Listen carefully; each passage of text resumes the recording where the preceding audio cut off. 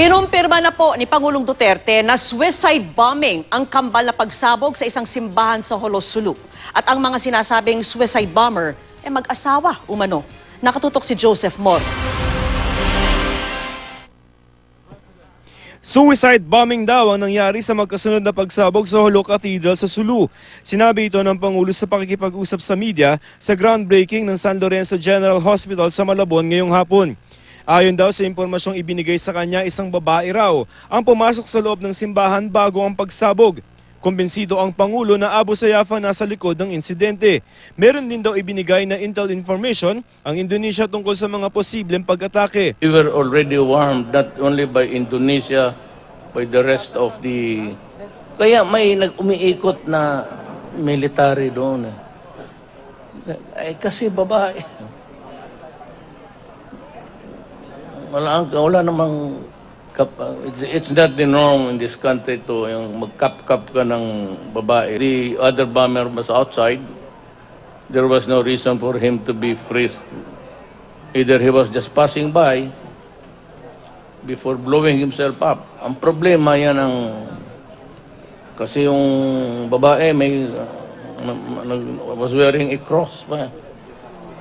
Malaking cross sa dibdib niya, so who'd ever think. So you're confirming, sir, that it is a case of suicide bombing by the ESG? Blowing them up.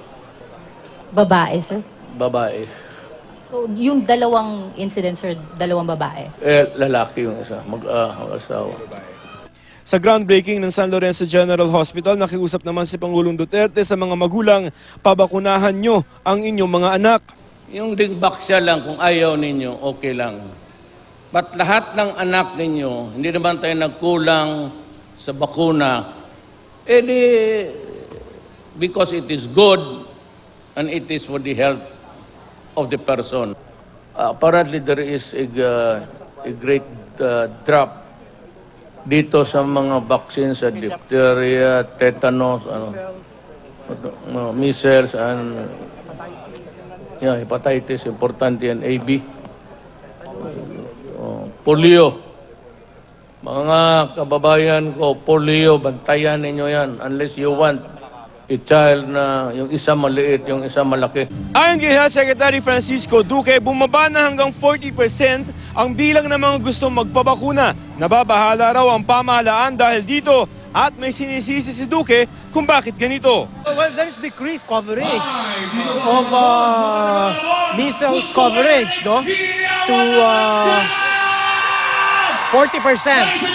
Yeah. Period 2018. You're gonna have outbreaks sooner than later.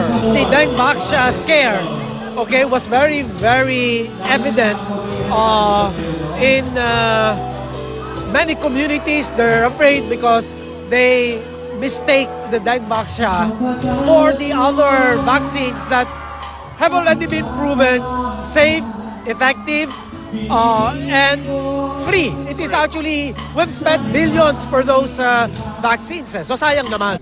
Joseph Morong, nakatutok, 24 oras.